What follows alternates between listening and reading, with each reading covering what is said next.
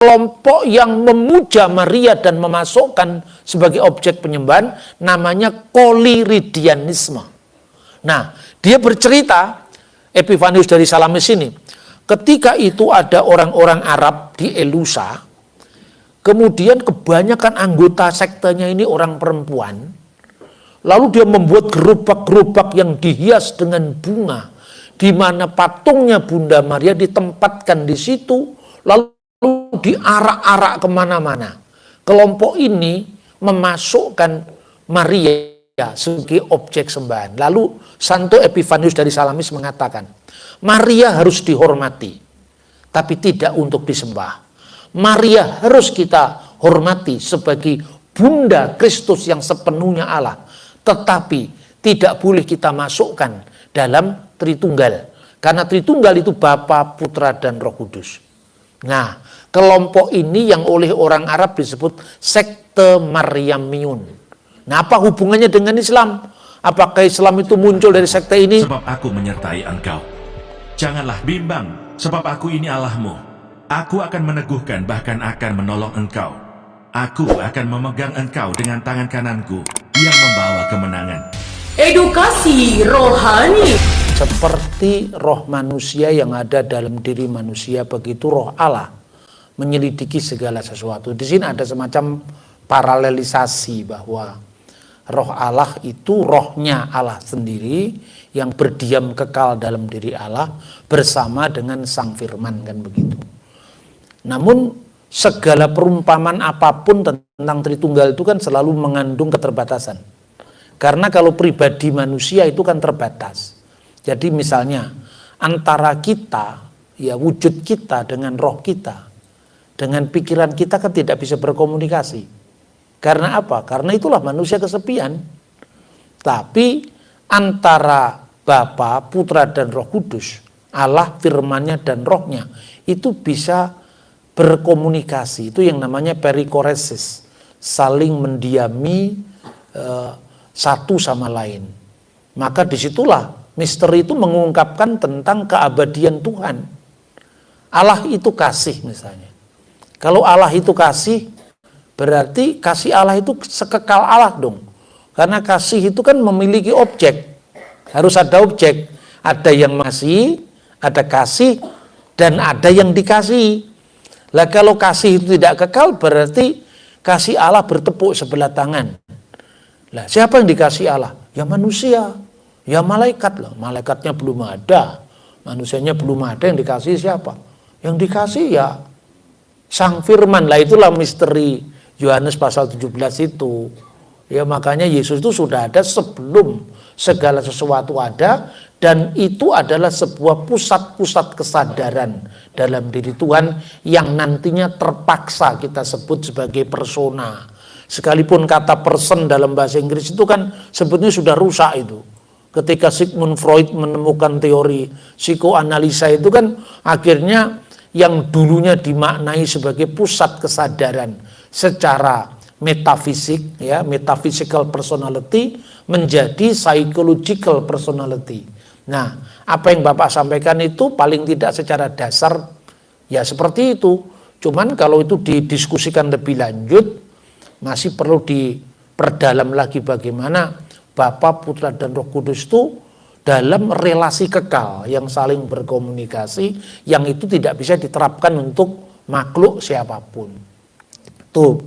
Terus yang kedua, tidak ada pikiran sebersit pun oleh para bapak gereja di awal yang mengatakan bahwa Tuhan itu tiga pribadi yang terpisah, itu tidak pernah ada. Itulah sebabnya ketika Tertullian terpaksa menggunakan terjemahan hipostasis dengan persona, tres personae itu, maka ditambahkan dengan diskresi non separati, distingsi non divisi. Agar apa? Agar pribadi yang dimaknai untuk Tuhan itu tidak sama dengan pribadi ciptaan yang terpisah dengan segala keterbatasannya. Kemudian yang kedua itu dari Ibu Rusnani. Ini juga berkaitan dengan pertanyaan yang pertama tentang kitab Kejadian pasal 1 ayat 26, 27. Nah, tapi kalau saya begini ya saudara-saudara. orang Yahudi itu sudah memperdebatkan ini sejak era gereja purba. Saudara bisa membaca tulisannya perdebatan antara Justinus Martir, Justinus Syahid, itu seorang apologet gereja yang dia itu berasal dari Nikopolis, sekarang Nablus, hanya berjarak 30 km dari Bethlehem. Dia itu seorang filosof ya, yang kemudian menjadi Kristen dan banyak sekali karya-karyanya termasuk dialog dengan Trypho. Nah, Kejadian pasal 1 ayat 26 itu sudah didiskusikan tuntas antara Justin Martir dengan Trypho. Nah, tapi sekarang ini kan era apa ya?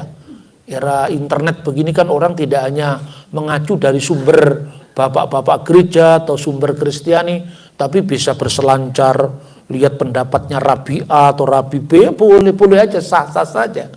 Nah, kalau menurut tafsiran Yahudi abad pertengahan yang disebut kita di situ adalah sidang ilahi. Jadi Tuhan itu ngajak rembukan dengan para malaikat kira-kira. Ayolah kita jadikan manusia menurut gambar dan rupa kita gitu. Tapi sesungguhnya itu abad kedua itu sudah diperdebatkan oleh Justin Martir. Dia katakan gini, hai Trypho, kalau kamu katakan itu adalah malaikat, bisakah malaikat terlibat dalam penciptaan kreasio ex nihilo? Dari tidak ada menjadi ada. Kan malaikat itu diawali oleh waktu kan. Dulunya tidak ada, diciptakan menjadi ada. Lah Allah menciptakan langit dan bumi itu juga kreasio ex nihilo. Dari tidak ada menjadi ada. Kalau Tuhan ngajak-ngajak malaikat dengan kata kita tadi untuk menciptakan, terus caranya membantu Tuhan bagaimana? Tuhan menciptakan dunia dari tidak ada menjadi ada, masa dibantu oleh sidang ilahi atau malaikatnya yang pernah tidak ada? Ayo kita ciptakan. Gimana cara membantunya? Ini pula kira-kira kejanggalan pikiran Arius yang kemudian dianatema oleh konsili Nisea. Nah, Arius kan mengatakan ada waktu di mana firman itu pernah tidak ada. Lah kalau firman tidak ada, siapa yang menciptakan firman? Ya Allah. Allah menciptakan firman-Nya. Bagaimana cara Allah menciptakan firman-Nya? Ya dengan berfirman. Loh katanya firman-Nya diciptakan. Masa Allah menciptakan firman yang adalah sumbernya ciptaan? Itu pula yang menjadi aliran yang sekarang sering masuk ke rumah-rumah orang di Indonesia itu, saksi Yehova. Gitu. Makanya saya itu nulis buku itu kadang-kadang itu ya apa ya, kecelakaan berhadiah atau apa ya. Ada orang datang ke tempat saya, mau bermisi lah. Ternyata orang saksi Yehova. Terus saya ajak diskusi. Ketika ajak diskusi, dikatakan, ya Yesus itu siapa Pak? Yesus itu firman Allah. Firman Allah itu ya Tuhan ya Allah. Seperti kata kepada Thomas kan, suruh membuktikan tangannya pada bekas paku itu.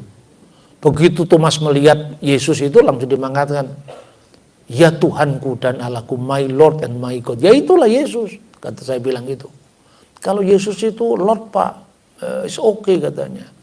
Lord itu kan Tuhan Pak, seperti Tuan Charles, Tuan Takur katanya. Tapi kalau God itu ya kita bermasalah Pak. Masalahnya di mana? Mana ayatnya kan gitu kan? Kelompok pemuja ayat kan selalu mana ayatnya? Terus saya bilang, kamu sedikit-sedikit kok ayat kenapa sih? Gereja itu selama 50-an tahun nggak punya ayat itu. Karena gereja berdiri tahun 33. Surat-surat dalam perjanjian baru ditulis tahun 50-an. Berarti antara tahun 33 sampai tahun 50 itu kitabnya gereja apa? Ya perjanjian lama. Perjanjian lama bedanya apa dengan Yahudi? Nah itu di situ. Kalau orang Yahudi kan, Kristus itu kan bukan Mesias yang ditunggu-tunggu, makanya dia masih menunggu yang lain. Dalam konteks seperti itulah perdebatan tentang sidang ilahi tadi. Tapi kan kalau saya ini kan bahasa dialog, bukan bahasa yang menghakimi orang. Saya itu berusaha sedapat mungkin tidak mau menyakiti orang lain. Maka saya bilang, kalau dari segi bahasa boleh-boleh aja lah. Karena gini Pak, ini kalau pemikiran orang Yahudi ya, di situ kata kita, di situ kan hanya digunakan di ayat 26. Jadi baiklah kita jadikan. Itu bahasa aslinya na'aseh. Edha Adam, Adam itu menurut gambar dan rupanya. Jadi ya, itu Tuhan baru ngajak ngomong malaikat. Tapi ayat 27, maka diciptakanlah manusia itu menurut gambar Allah, laki-laki dan perempuan. Ayat 27 itu menggunakan kata bara. Bara itu dimaknai penciptaan dari tidak ada menjadi ada.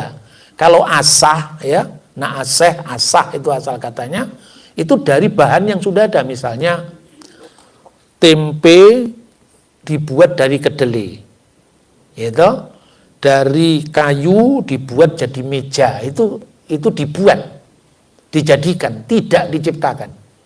Tidak seorang pun di dunia ini yang bisa ngecat Lombok jadi merah. Tidak ada kan? Hanya Tuhan yang bisa ngecat Lombok jadi merah. Artinya apa? Itu penciptaan. Ayat 27 ini jelas, Allah lah yang menjadi subjek. Jadi malaikat tidak diajak mencipta. Oke.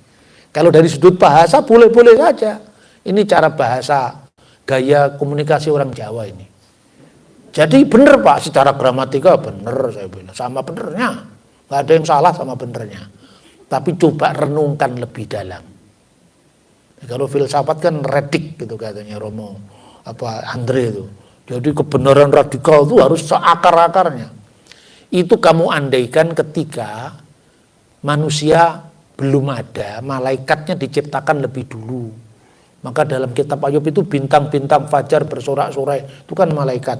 Lah karena malaikatnya sudah ada, malaikat katakanlah diajak diskusi sama Tuhan. Baiklah kita jadikan manusia menurut gambar dan rupa kita. Oke? Nah sekarang kita tarik mundur lagi. Sebelum malaikat diciptakan, sebelum bumi langit diciptakan, terus Tuhan bicara dengan siapa? Waduh ini sulit Pak. Nah itu makanya Tritunggal itu mengungkap yang sulit-sulit ini, yang kamu tidak pernah mikir. Maka misteri Tritunggal itu bisa dipahami orang-orang yang cerdas dan berpikiran holistik.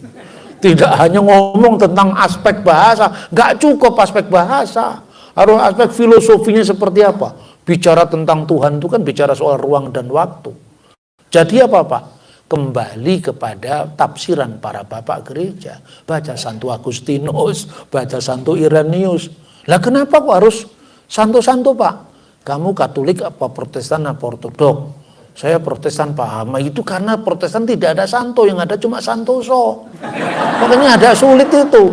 Saya itu mengkomunikasinya dengan bahasa yang gampang-gampangan ya. Gini loh. Orang Yahudi dulu kalau berdoa, ini saya bilang. Orang Yahudi dulu kalau berdoa gini. Baruk atah Adonai Elohenu melek haolam, Elohe Avram, Elohe Yisak, Elohe Yakub makin Abraham. Terberkatilah engkau ya Tuhan Allah yang Allah kami Raja yang kekal, Allah Abraham, Allah Ishak, Allah Yakub. Apa artinya itu? Makin Abraham, perisai Abraham. Allah yang diajarkan oleh Yakub itu Allah yang sama yang diajar oleh ayahnya Yakub yaitu Ishak. Allah yang menyatakan diri di Bet-El zamannya Yakub, Allah yang sama yang menyatakan diri kepada ayahnya yang namanya yang disegani Ishak. Allah yang disegani Ishak yang menyatakan Pahat Yitzhak. Ini Allah yang sama yang menyatakan diri kepada Abraham sebagai El Shaddai. Jadi ada kesinambungan ajaran. Nah, jadi saya menerima dari bapak saya dari kakek saya itu orang Yahudi. Lah kamu orang apa? Orang Batak Pak. Kamu apa? Hutagalung. Hutagalung tidak pernah ada hubungan dengan Abraham, Ishak dan Yakub. Nah dari mana kamu dapat itu cerita tentang iman itu? Ya dari pendahulu saya Pak. Lah pendahulumu berarti bukan sekedar hubungan darah, tapi hubungan iman. Itulah yang disebut bapak-bapak gereja. Maka hormatilah pada leluhurmu.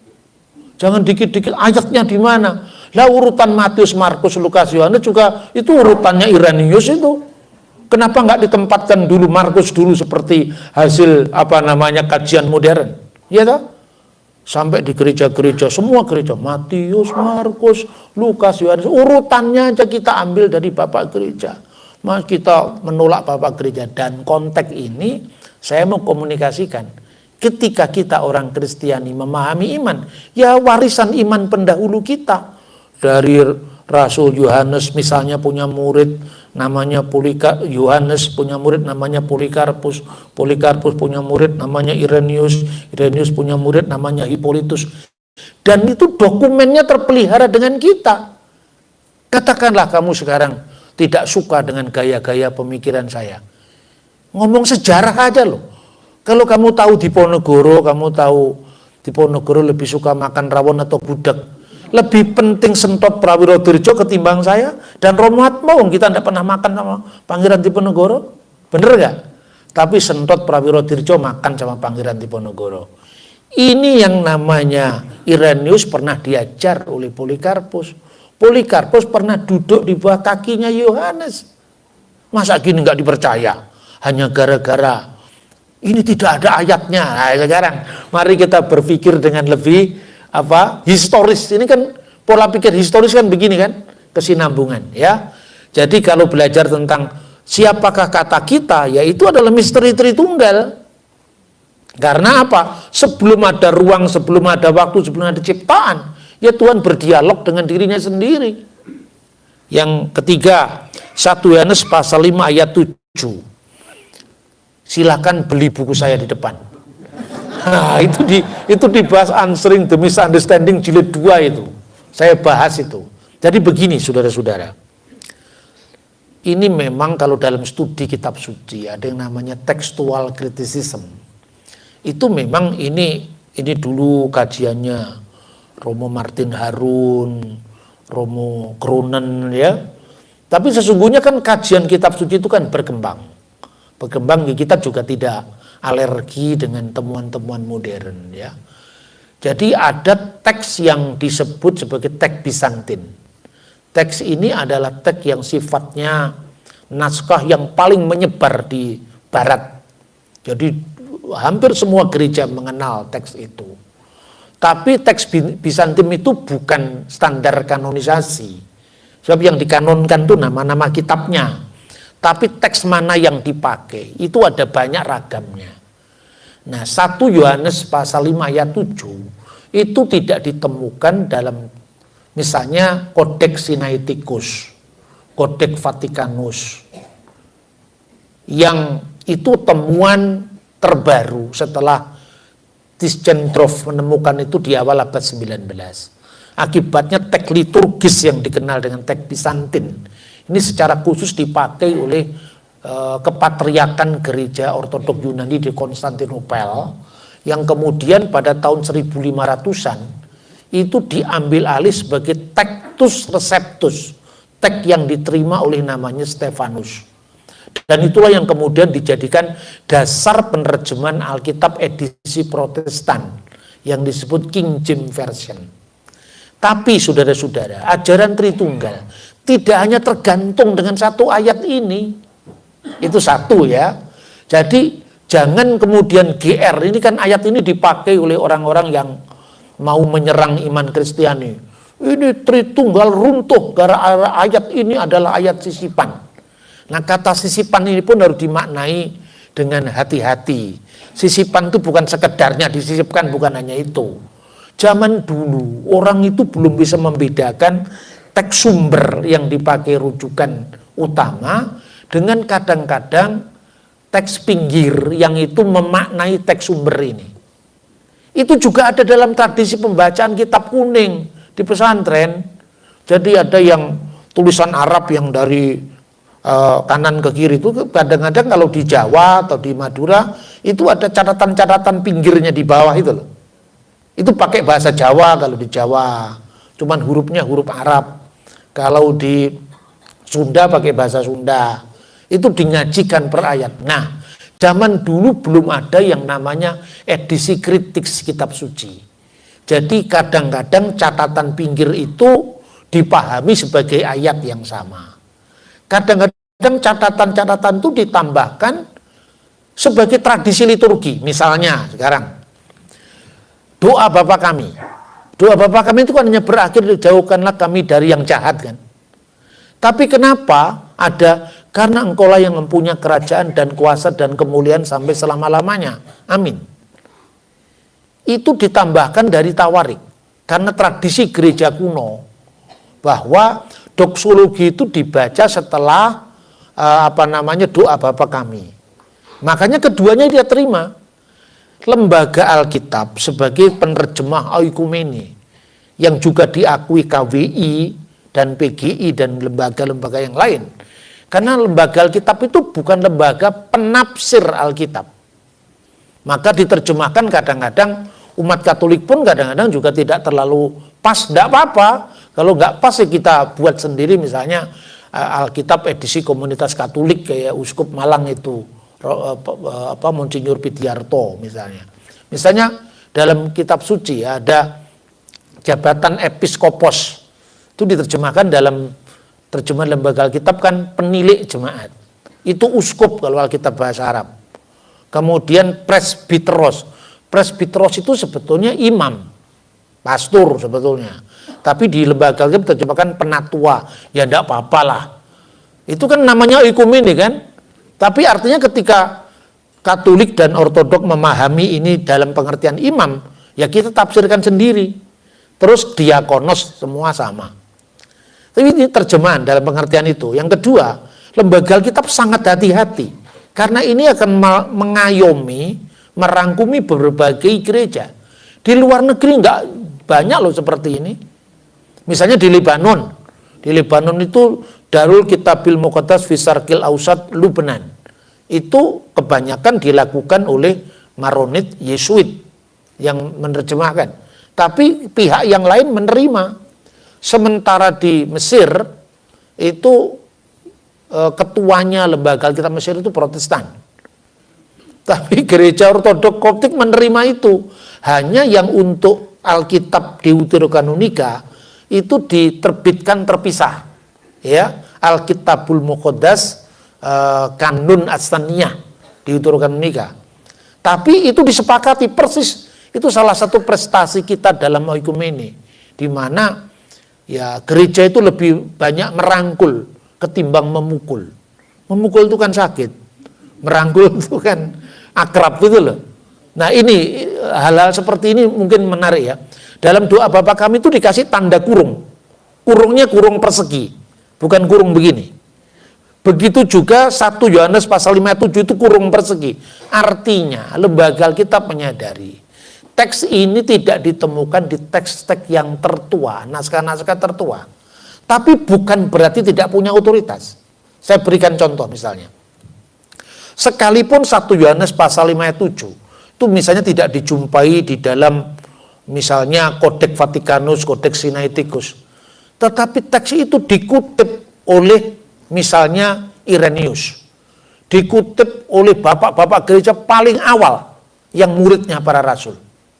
Artinya apa? Clement dari Alexandria juga mengutip itu. Artinya bahwa teks ini punya otoritas.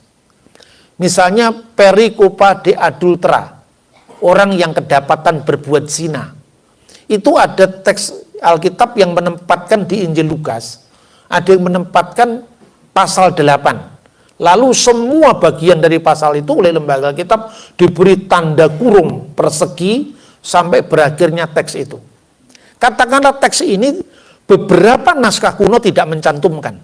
Ini gereja sangat fair soal begini.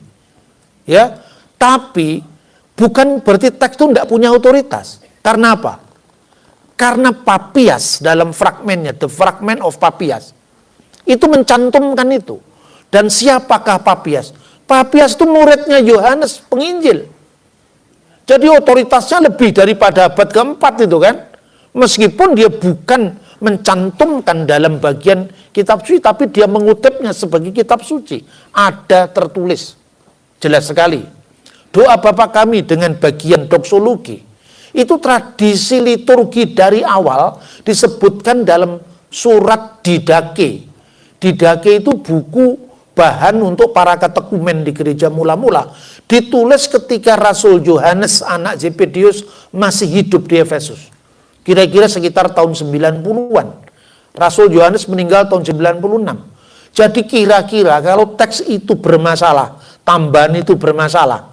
Itu pasti heboh di kalangan tradisi rasuli zaman mula-mula. Tapi tidak ada yang menghebohkan itu, berarti gereja sah-sah saja menerima doksologi itu. Menjadi masalah apabila semua dilihat dari Alkitab yang dilepaskan dari konteks apostoliknya.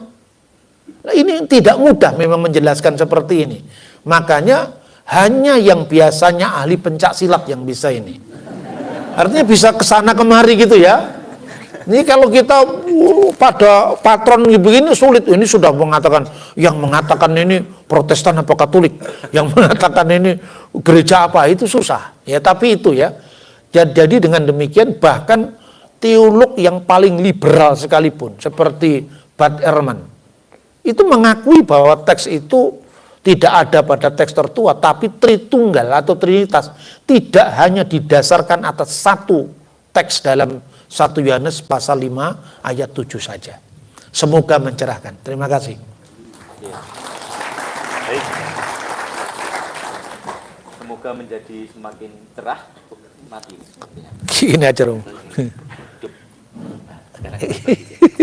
Nah, semoga memang menjadi cerah. Saya kira yang menjadi titik berangkat sekaligus kesamaan untuk dialog, terutama antar gereja, itu memang bapak-bapak gereja yang memang ketika mereka mulai menulis dan melanjutkan ajaran Yesus, itu katakanlah kita belum membuat aneka macam perpecahan. Maka tadi kita bisa menyimak yang dijelaskan oleh Pak Bambang berkali-kali menyebut soal successio apostolica. Ada proses penerusan berkelanjutan dan itu mesti kita pakai untuk membaca teks kitab suci. Sehingga artinya menjadi lebih terang, menjadi lebih jelas, dan tidak hanya kitab suci itu kita copot, lalu kita baca dari situasi kita hari ini tanpa memperhatikan perkembangan tafsir yang terjadi dalam Bunda Gereja yang Kudus melalui successio apostolica. Saya kira itu poin yang cukup penting dan tadi disampaikan dengan aneka macam contoh, termasuk juga problem redaksional dan kanonisasi itu mesti dibaca dalam kerang kesinambungan suatu ajaran yang diteruskan melalui proses penerusan rasuli. Saya kira kalau apostolika baik juga pakai vocab rasuli gitu ya. Oke, untuk termin kedua kita lanjutkan 3 lagi. Waduh, ini saya yang bingung. Kalau tadi depan-depan, sekarang belakang-belakang ya. Belakang sana ada biru, nah yang Bapak di belakangnya Bapak bermasker. Ya. Lalu yang tengah sini Bapak yang berkacamata di sebelah situ, baju merah tua. Lalu yang sini dulu deh, yang pakai hijau, ada kelihatan hijau. Mangga silakan, nama lalu 1 pertanyaan.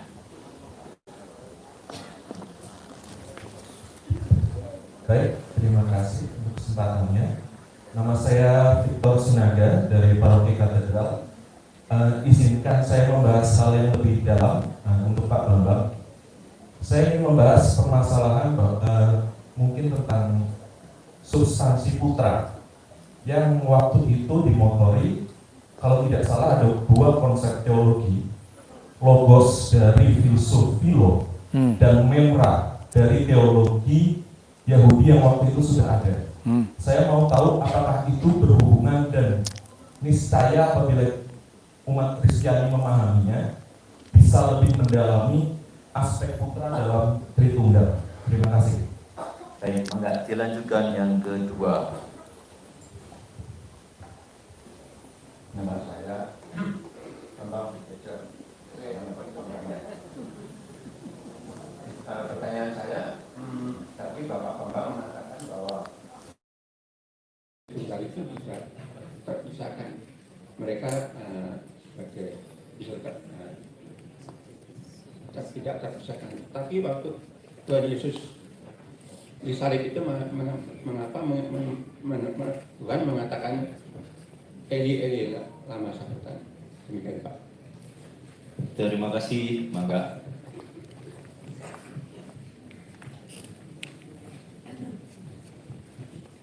Selamat siang Pak Bambang, Romo Atmo. Saya dengan Irene Noviani dari Paulus.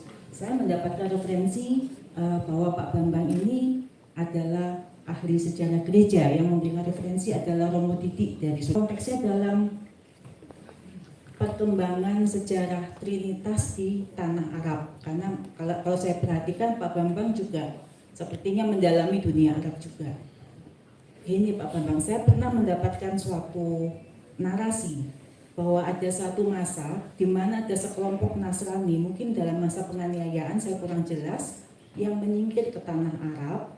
Kemudian mereka mengembangkan suatu pemahaman Trinitas yang mana komposisinya adalah Allah Bapa, Allah Putra, dan Bunda Maria.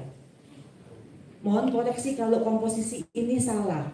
Tapi yang saya masih ingat betul bahwa di dalam pemahaman ini mereka memasukkan Bunda Maria di dalam Trinitas ini. Lalu kemudian di narasi yang sama saya baca bahwa ada sekelompok di tanah Arab yang melihat, loh kelompok ini kok tidak berbeda jauh dengan kelompok pagan. Jadi mereka itu menangkapnya bahwa kelompok ini, yang mana kelompok mungkin pencalan umat Nasrani juga, saya juga kurang tahu, dianggapnya oh mereka juga menyembah banyak dewa. Lalu saya kaitkan sekarang, apakah gara-gara narasi ini kemudian muncullah agama Muslim atau agama Islam di tanah Arab? Karena mereka melihat kok kelompok ini seolah menyembah 3 dewa atau 3 Tuhan gitu. Nah, mohon pencerahannya Pak Bambang, mungkin Pak Bambang lebih tahu mengenai sejarah ini. Terima kasih. Terima kasih. Baik, silakan soal substansi putra. Lalu kalau tidak terpisah, kenapa ada Eli lama Sabachthani? Kemudian soal historis barangkali, atau bisa berapa historis, silakan nanti dijawab soal Bapa, Putra, dan Maria. Mangga, Pak. Ya, terima kasih. Yang pertama, yang pertama itu Trinitas tidak terpisahkan. Kenapa? Waktu Yesus disalib itu ada ungkapan Eli lama sabachthani. Begini saudara-saudara ya, pemahaman tentang Tritunggal itu dibedakan. Trinitas secara ontologis dan Trinitas secara ekonomis. Trinitas secara ontologis itu sifat kekekalan ilahi. Jadi kalau istilah dari Santo Yohanes Damaskus itu hubungan Bapa sebagai sumber, kemudian Putra itu sebagai yang dilahirkan dari sang sumber, dan Roh Kudus itu yang mengalir dari sang sumber. Ini sebetulnya ungkapan-ungkapan teologis yang tidak mudah ya. Bapa itu tidak diperanakkan karena dia menjadi Masodir al-ilahiyah. Putra itu dilahirkan dari Bapa. Kalau Roh Kudus itu digunakan kata prosesi, ya. Tapi itu bicara tentang Tuhan dalam keabadian. Sementara kalau bicara tentang Trinitas secara ekonomia, itu Tritunggal dalam karya ilahi. Misalnya, waktu pembaptisan. Waktu pembaptisan kan Yesus di Sungai Yordan, Roh Kudus dalam bentuk burung merpati, dan Bapa diungkapkan dalam suara dari surga, engkaulah putraku yang kukasihi, kepadamulah aku berkenan. Nah, banyak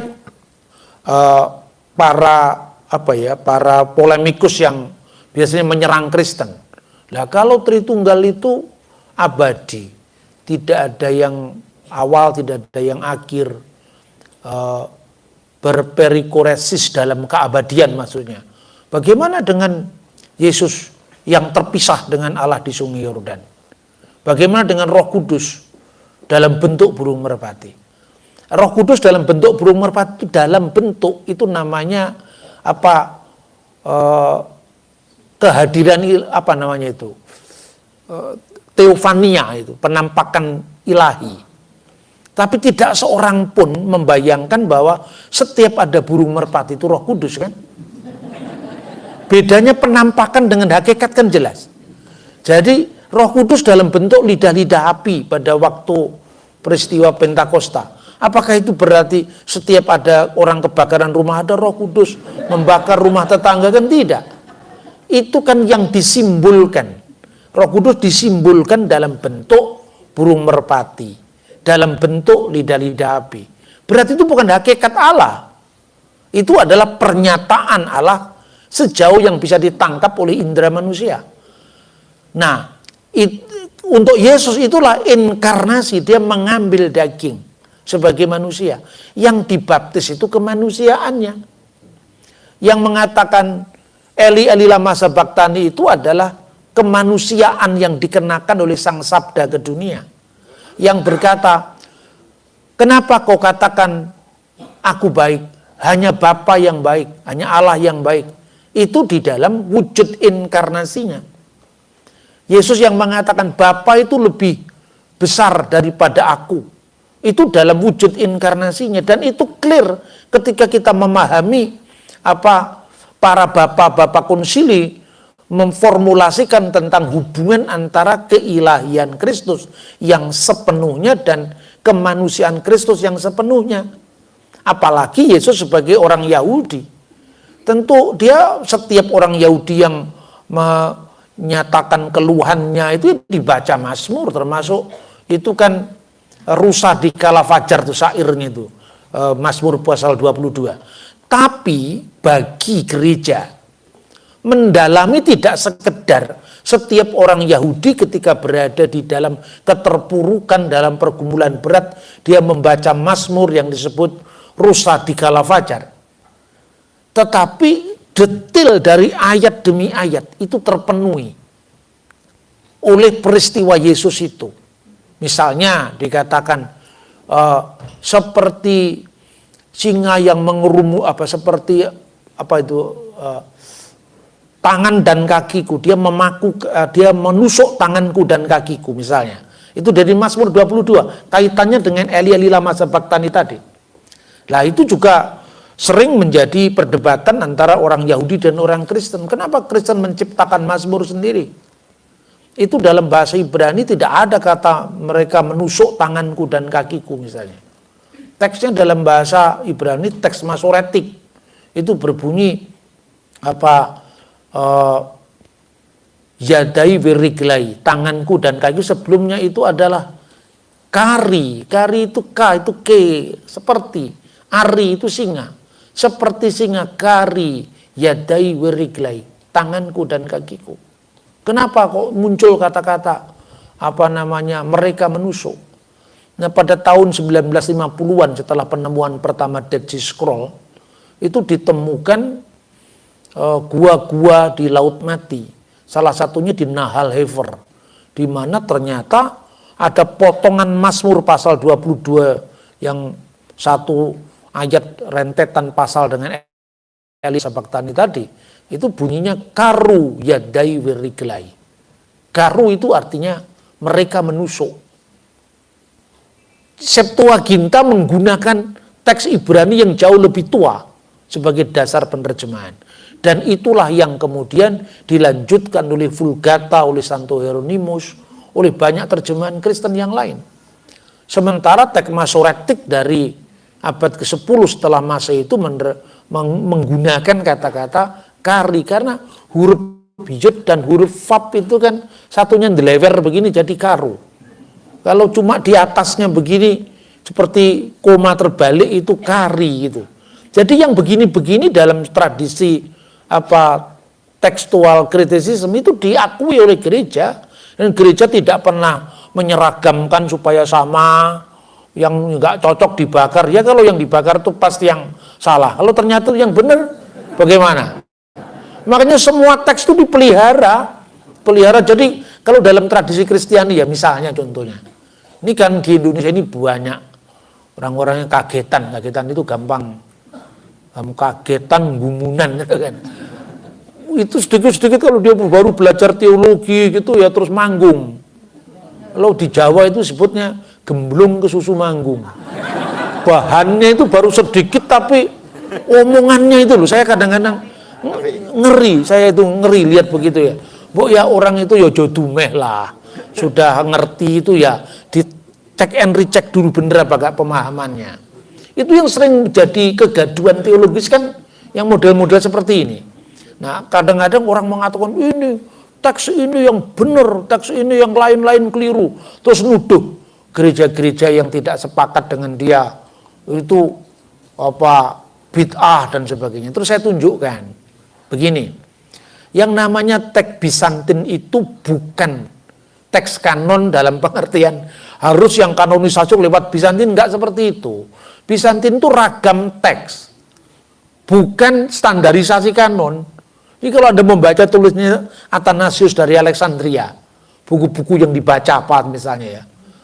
Sementara di Alexandria sendiri, itu misalnya ya, tidak memuat apa yang dimuat dalam teks Bizantin.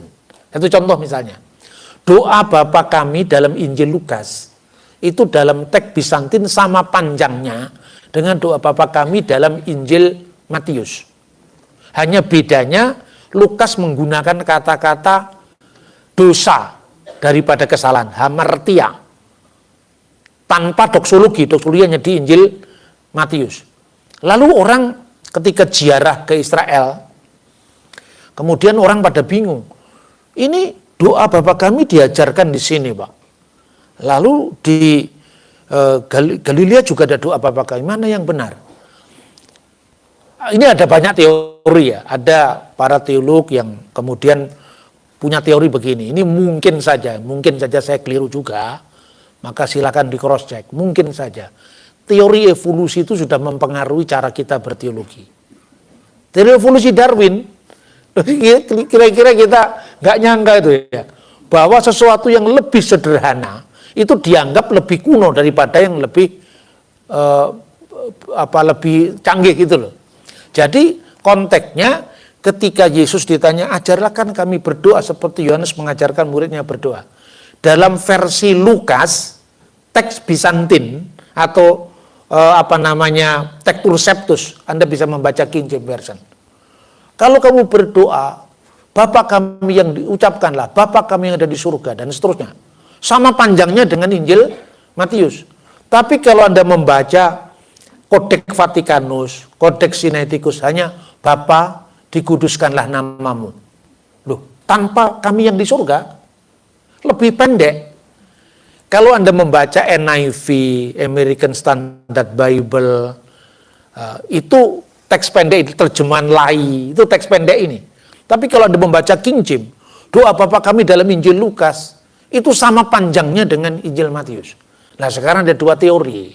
Teori yang pertama, Injil Lukas ini dalam teks Bizantin diperluas berdasarkan Injil Matius. Setelah doa Bapa kami menjadi doa liturgis jemaat, umat. Jadi kalau Injil Matius itu pola doa pribadi, Injil Lukas. Jadi kamu berdoa seperti Yohanes berdoa, maka kamu berdoa Bapa, karena nggak ada umat yang lain. Ya Bapa, bener nggak? Kaminya nggak ada, wong itu doa pribadi. Itu versi pertama. Berarti sama-sama aslinya. Memang doa Bapa kami diajarkan dalam dua konteks yang berbeda. Tapi bagi penganut teori yang sederhana mendasari yang lebih canggih tadi, ini kemungkinan Lukas diperluas berdasarkan doa Bapa kami di Injil Matius. Ya sah-sah saja. Tapi ketika Anda melihat teks yang sama kunonya, yang diterjemahkan dalam berbagai macam bahasa Injil kuno, ternyata menggunakan teks Lukas seperti yang dipakai oleh lai. Pendek, Bapa dikuduskanlah namamu, dan seterusnya, tanpa yang panjang-panjang tadi. Termasuk dua terjemahan Koptik dari abad ketiga, namanya Buhairi dan Sahidi. Saya itu kalau kemana-mana saudara-saudara, yang saya cari toko buku. Kalau bisa toko buku loak yang sudah tidak banyak beredar itu. Saya mendapatkan Alkitab bahasa Koptik dengan terjemahan bahasa Arab tahun 1940-an. Itu sama terjemahannya, sama dengan lai. Jadi artinya teks Bizantin itu jangan terlalu didewa-dewakan. Gitu loh. Jadi keragaman teks itu mesti kita rayakan tanpa atau dengan teks panjang Lukas. Gereja tidak berubah ajarannya kok. Ya tuh, namanya kerikmahnya gereja itu tidak akan berubah. Itu hal-hal seperti itu kalau di Islam namanya urusan khilafiyah itu. Bukan urusan yang terlalu dibesar-besarkan. Kemudian Apa tadi ya? Saya catat untungnya. Bapak Putra Maria. Bapak Putra Maria. Begini, Trinitas di tanah Arab. Mula-mula ketika gereja mula-mula di Yerusalem, kata Nosrim, Nasrani, dan kata Kristianos, Kristiani, itu dipakai dua-duanya. Paulus di dalam Kisah Rasul pasal 20 ayat 5, pasal 24 ayat 5, disebut salah seorang dari pemuka sekte Nasrani. Sementara di dalam Kisah Para Rasul pasal 11 ayat 26, di Antiokhia lah untuk pertama kali murid-murid Yesus itu disebut Kristianos. Jadi dua-duanya ini sebetulnya dipakai oleh gereja mula-mula. Sebetulnya pengikut Yesus itu disebut Hohodos, pengikut sang jalan. Karena Kristus sendiri yang mengatakan akulah jalan dan kebenaran dan hidup, dan tidak seorang pun yang sampai kepada Bapa kalau tidak melalui aku. Tapi kemudian orang-orang di luar gereja lah yang menamai pengikut Yesus itu. Termasuk dialognya Paulus dengan pemimpin Roma itu, sehingga dikatakan di penyakit sampar yang menjadi salah satu dari pemimpin sekte Nasrani. Nah, kemudian kata Nasrani itu menjadi tidak bagus lagi dipakai. Stigmanya begitu negatif ketika orang Yahudi sebagai reaksi terhadap kekristenan melakukan sebuah konsili di kota Yamnia. Jadi kalau Anda membaca Misnah maupun Talmud itu clear sebetulnya sejarahnya ya. Jadi pemberontakan Yahudi atau perang Yahudi itu dilakukan oleh kelompok namanya kelompok Selot. Nah, kelompok Selot ini kan garis kerasnya Yahudi waktu itu dari Parisi kebanyakan. Karena Amhaaret, kebanyakan masa rakyat banyak itu dipimpin orang Parisi. Melakukan perlawanan. Kemudian ketika perang Yahudi pertama itu hampir usai, artinya Yahudi pasti akan kalah. Ada seorang rabi bernama Yohanan ben Sakai. Dia menyadari sebentar lagi agama kami akan hilang karena bait Allah akan hancur. Lalu tiba-tiba dia menyuruh rabi juniornya, namanya adalah Eliezer ben Hirkanus, untuk menyelinap masuk ke perkemahan Jenderal Titus yang menghancurkan Yerusalem itu. Ketika kondisinya sudah baik, akhirnya sang guru sendiri menyelinap masuk ke tendanya. Dia mengucapkan salam bagimu wahai raja. Lalu Titus mengatakan, ada dua kesalahan yang kamu lakukan wahai rabi. Pertama, kamu menyebut aku raja, padahal aku bukan raja. Kesalahan kedua, jikalau kamu mengakui saya sebagai raja, kenapa kamu baru datang sekarang? Ketika peristiwa perang ini sudah hampir menghabisi kita dua-duanya. Dia mengatakan, memang engkau raja, wahai Titus, tapi tidak sekarang. Terus dia, begitu percakapan itu sedang, ini ada di dalam Misnah. Dalam percakapan tiba-tiba utusan dari Roma, ini Roma Pagan sebelum Roma Kristiani. Wahai jenderal, bersiap-siaplah, karena Kaisar sekarang wafat dan engkau akan ditunjuk sebagai penggantinya berdasarkan putusan senat. Wah, bener dong kalau gitu omongannya si rabi ini. Engkau raja tapi tidak sekarang. Wah, dia merasa tersanjung. Berarti kamu menubuatkan saya sebagai raja. Akhirnya mintalah sesuatu sebelum aku berangkat ke Roma. Tapi dia sudah nyindir dulu. Tapi jangan minta yang satu ini. Ketika si rabi ini mengatakan begini, jikalau ada tong berisi madu, lalu ada ular masuk ke tong itu, kenapa kamu tidak mengambil tongkat dan kemudian mengambil ular itu dan membunuhnya di luar tong madu tadi? Kenapa kamu harus menghancurkan tong madunya? Dan dia mengatakan, saya tahu kamu memohon supaya bait Allah jangan dihancurkan. Tapi untuk yang satu ini tidak ada kompromi. Mintalah yang lain. Akhirnya dia minta suatu tempat yang jauh dari hingar-bingarnya politik Yerusalem, diberikan tempat yang namanya Yabne atau Yamnia. Disitulah Yudaisme tanpa bait suci. Yudaisme tanpa Yom Kippur, Yudaisme tanpa upacara penebusan. Nah sekarang upacara penebusan itu diteruskan oleh gereja yang namanya sakramen Ekaristi itu, ya toh? Makanya kadang-kadang kita ini tidak melihat atau gagal melihat kesinambungan historisnya dari Yudaisme ini. Kemudian ketika, ini minta maaf saya harus bicara lebih detail ya, ketika isu-isu tentang kekristenan yang notabene juga sama-sama Yahudinya, saudara satu Torat, mulai menggunakan Septuaginta sebagai dasar dari imannya. Orang Yahudi mereaksi itu di sebuah konsili namanya Yapne. Itulah awal kenapa Septuaginta ditolak. Kira-kira seperti itu.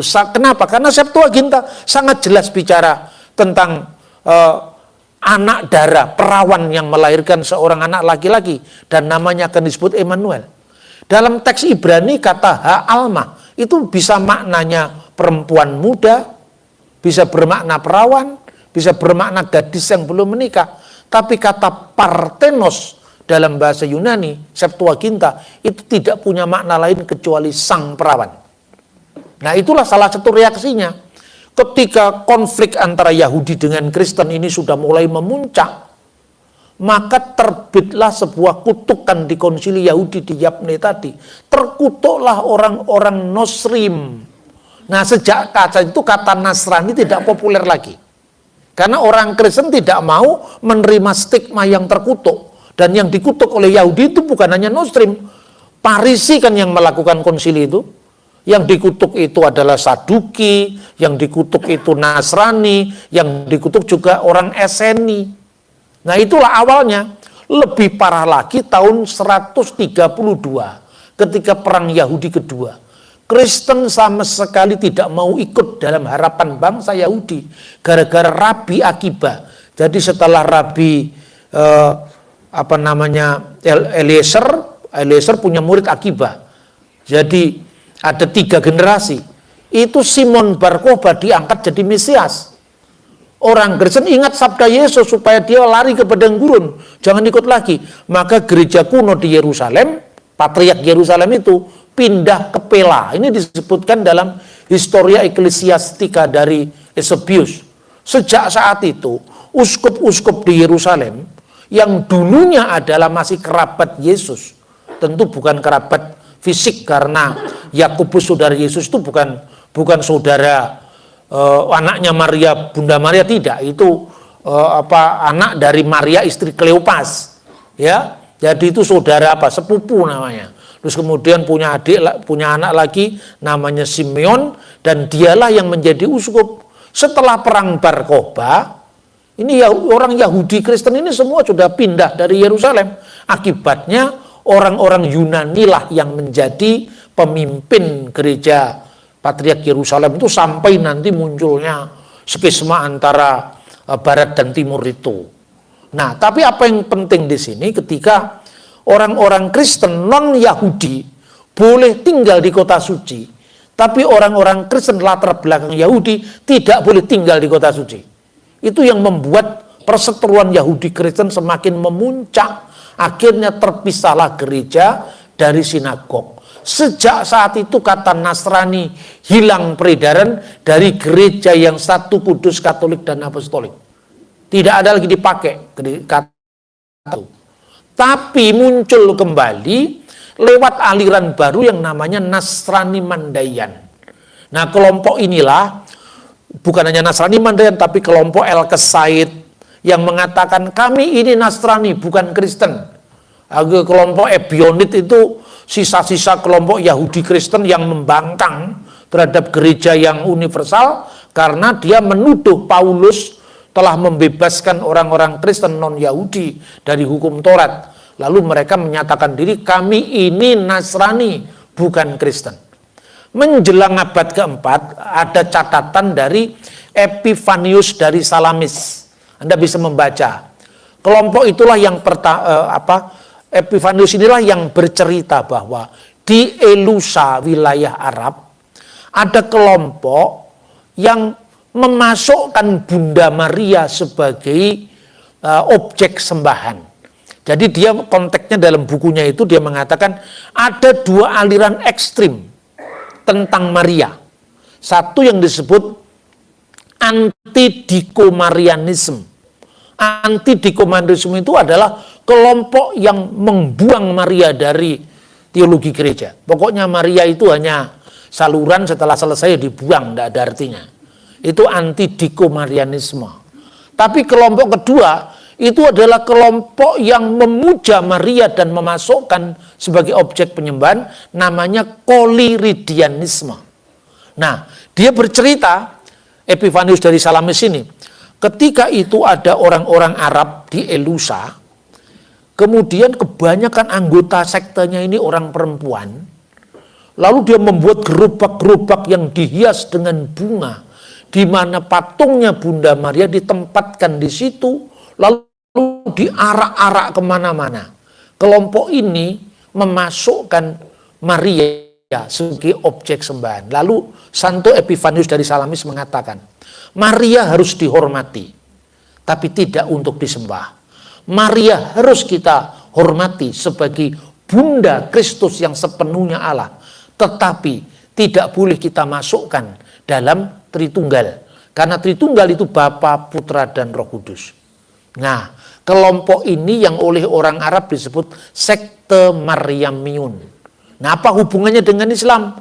Apakah Islam itu muncul dari sekte ini? Saya kira tidak semudah itu untuk mengatakan. Apalagi hal-hal seperti ini kita mesti hati-hati sekali. Kalau posisi saya mengatakan Islam itu agama di luar Kristen. Kita tidak bisa menilai Islam dari kacamata Kristen. Kita harus menilainya dari kacamata lintas agama. Jadi kita tidak boleh mengukur Islam dari ukuran kita, begitu pula kita tidak boleh mengukur Kristen dari ukuran Islam. Kayak seperti yang saya tegaskan di awal tadi. Ya, memang ini saya akan kutipkan salah satu dari penafsir Quran yang cukup terkenal di awal abad 20, namanya Tafsir Al-Qasimi. Ya, Tafsir Al-Qasimi itu mengatakan begini. Kalau kita mempelajari munculnya kultus terhadap Bunda Maria yang berlebihan di tanah Arab, inilah salah satu yang direaksi oleh Al-Quran. Mohon maaf, ini tidak pendapat saya hanya segera mengutip Tafsir Al-Qasimi. Nanti jangan di YouTube kan, ya, Pak Bambang mengutip ini, wah jangan. Saya kadang-kadang hati-hati sekali kalau begini. Tafsir Al-Qasimi, dia mengatakan begini. Coba kita lihat redaksinya ayat Quran. Misalnya, siapa yang kafir di mata Islam itu? Laqad kaffaral ladzina qalu innallaha salisu salasya. Sungguh telah kafirlah orang yang berkata bahwa Allah itu ketiga dari yang tiga. Lalu dikaitkan pula dengan surat yang lain, surat An-Nisa 171. Wala tahulu salasa, jangan kamu mengatakan Allah itu tiga. Siapakah yang dimaksud dalam ayat ini? Lalu Al-Qasimi merujuk pada surat Al-Maidah 116, di mana pada hari kiamat nanti Isa akan ditanya oleh Allah, wahai Isa, a anta khulta linnasit takhiduni wa ummiya ilahaini min dunillah. Idzqallallahu, ketika Allah berfirman, wahai Isa, ya Isa, apakah kamu berkata pada sesama manusia, anta qulta linnasit taqiduni, jadikanlah aku wa ummiya dan ibuku ilahaini, menjadi dua sembahan, dua ilah, min dunillah, selain Allah. Lalu Isa menjawab, bukan, Maha Suci Allah, dan seterusnya. Kata Al-Qasimi, ayat ini merujuk kepada sekte Maryamiyun. Nah, sekte Maryamiyun itulah yang oleh Santo Epifanius dari Salamis disebut sekte koliridianisme. Salah satu ekstrim yang memuja Bunda Maria, tidak bisa membedakan antara hiperdulia dengan proseki, penyembahan dengan pemuliaan. Ini yang terjadi. Nah, ini menjadi bahan-bahan dialog yang cukup baik, termasuk oleh Mas Mun'im Siri dalam bukunya Polemik Agama itu disebutkan tentang pentingnya kita melihat Quran itu tafsirnya tidak tunggal. Kekristenan juga kita membaca Alkitab itu tidak bisa diwakili oleh tafsir tunggal. Ini keragaman dalam penafsiran, tentu kita bisa melihat konteks sejarahnya. Dan yang begini, jangan jadi bahan perdebatan. Jadi biarlah menjadi bahan yang disimpan dalam hati tadi. Seperti Bunda Maria. Ya, disimpan dalam untuk direnungkan terus-menerus. Bukan untuk tidak dipercayai. Itu saya kira. Kemudian, jadi Islam tidak hanya muncul karena reaksi terhadap satu ajaran tertentu, tapi ya memang dilihat.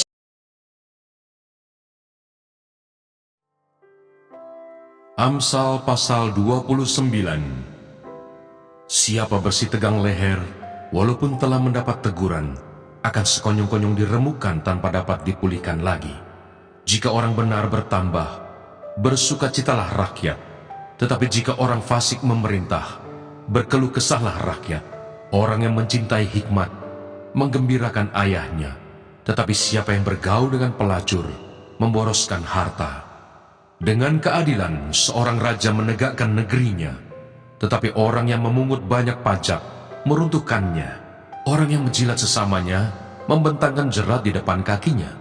Orang yang jahat terjerat oleh pelanggarannya, tetapi orang benar akan bersorak dan bersukacita. Orang benar mengetahui hak orang lemah, tetapi orang fasik tidak mengertinya. Pencemooh mengacaukan kota, tetapi orang bijak meredakan amarah. Jika orang bijak berperkara dengan orang bodoh, orang bodoh ini mengamuk dan tertawa, sehingga tak ada ketenangan. Orang yang haus akan darah membenci orang saleh, tetapi orang yang jujur mencari keselamatannya. Orang bebal melampiaskan seluruh amarahnya, tetapi orang bijak akhirnya meredakannya. Kalau pemerintah memperhatikan kebohongan, semua pegawainya menjadi fasik. Si miskin dan si penindas bertemu, dan Tuhan membuat mata kedua orang itu bersinar. Raja yang menghakimi orang lemah dengan adil, tahtanya tetap kokoh untuk selama-lamanya. Tongkat dan teguran mendatangkan hikmat, tetapi anak yang dibiarkan mempermalukan ibunya. Jika orang fasik bertambah, bertambahlah pula pelanggaran, tetapi orang benar akan melihat keruntuhan mereka. Didiklah anakmu, maka ia akan memberikan ketentraman kepadamu dan mendatangkan sukacita kepadamu. Bila tidak ada wahyu, menjadi liarlah rakyat. Berbagailah orang yang berpegang pada hukum. Dengan kata-kata saja seorang hamba tidak dapat diajari, sebab walaupun ia mengerti, namun ia tidak mengindahkannya. Kau lihat orang yang cepat dengan kata-katanya. Harapan lebih banyak bagi orang bebal daripada bagi orang itu. Siapa memanjakan hambanya sejak muda, akhirnya menjadikan dia keras kepala. Si pemarah menimbulkan pertengkaran, dan orang yang lekas gusar banyak pelanggarannya. Keangkuhan merendahkan orang, tetapi orang yang rendah hati menerima pujian. Siapa menerima bagian dari pencuri, membenci dirinya. Didengarnya kutuk, tetapi tidak diberitahukannya. Takut kepada orang mendatangkan jerat, tetapi siapa percaya kepada Tuhan, dilindungi. Banyak orang mencari muka pada pemerintah, tetapi dari Tuhan orang menerima keadilan. Orang bodoh adalah kekejian bagi orang benar. Orang yang jujur jalannya adalah kekejian bagi orang fasik. Amsal pasal 30. Perkataan-perkataan Agur bin Yake. Perkataan Agur bin Yake dari Masa. Tutur kata orang itu, aku berlelah-lelah ya Allah, aku berlelah-lelah sampai habis tenagaku, sebab aku ini lebih bodoh daripada orang lain. Pengertian manusia tidak ada padaku, juga tidak kupelajari hikmat, sehingga tidak dapat kukenal yang Maha Kudus. Siapakah yang naik ke surga lalu turun? Siapakah yang telah mengumpulkan angin dalam genggamnya? Siapakah yang telah membungkus air dengan kain? Siapakah yang telah menetapkan segala ujung bumi? Siapa namanya dan siapa nama anaknya? Engkau tentu tahu. Semua firman Allah adalah murni. Ia adalah perisai bagi orang-orang yang berlindung padanya. Jangan menambahi firman-Nya, supaya engkau tidak ditegurnya dan dianggap pendusta. Dua hal aku mohon kepadamu, jangan itu kau tolak sebelum aku mati, yakni, jauhkanlah daripadaku kecurangan dan kebohongan. Jangan berikan kepadaku kemiskinan atau kekayaan. Biarkanlah aku menikmati makanan yang menjadi bagianku, supaya kalau aku kenyang, aku tidak menyangkalmu dan berkata, siapa Tuhan itu? Atau kalau aku miskin, aku mencuri dan mencemarkan nama Allahku. Jangan mencerca seorang hamba pada tuannya, supaya jangan ia mengutuki engkau, dan engkau harus menanggung kesalahan itu. Ada keturunan yang mengutuki ayahnya, dan tidak memberkati ibunya. Ada keturunan yang menganggap dirinya tahir, tetapi belum dibasuh dari kotorannya sendiri.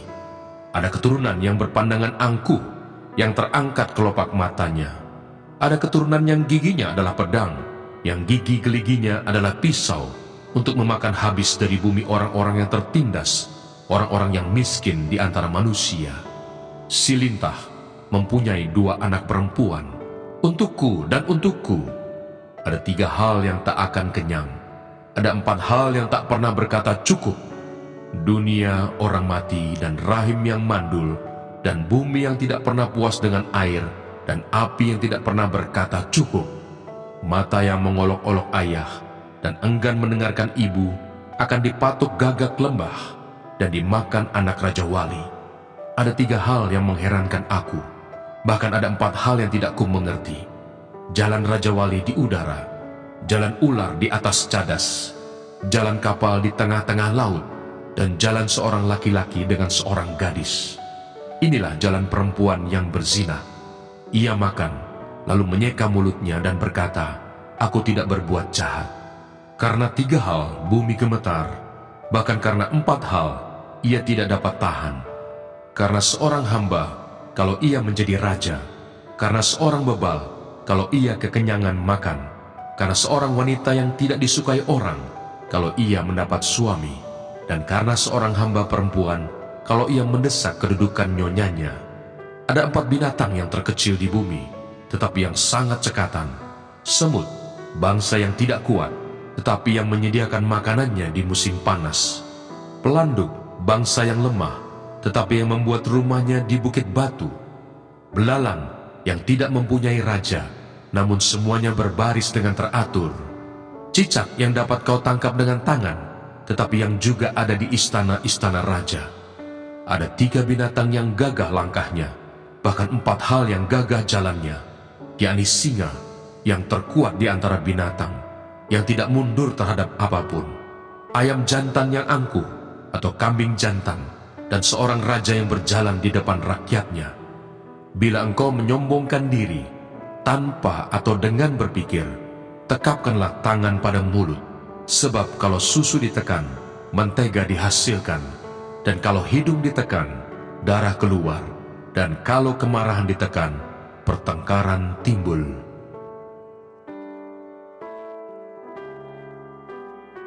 Amsal pasal 31. Amsal-amsal untuk Lemuel dari ibunya.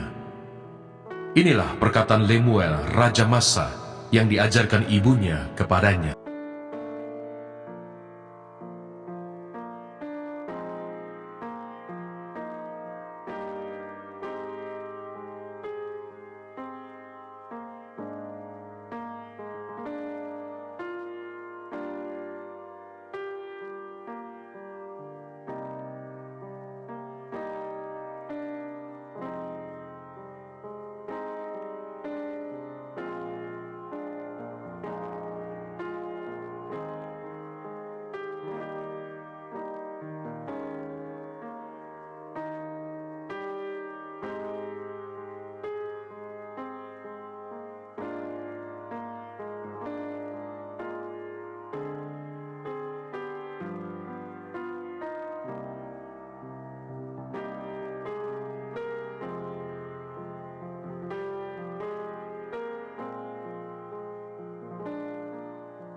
Janganlah takut, sebab aku menyertai engkau.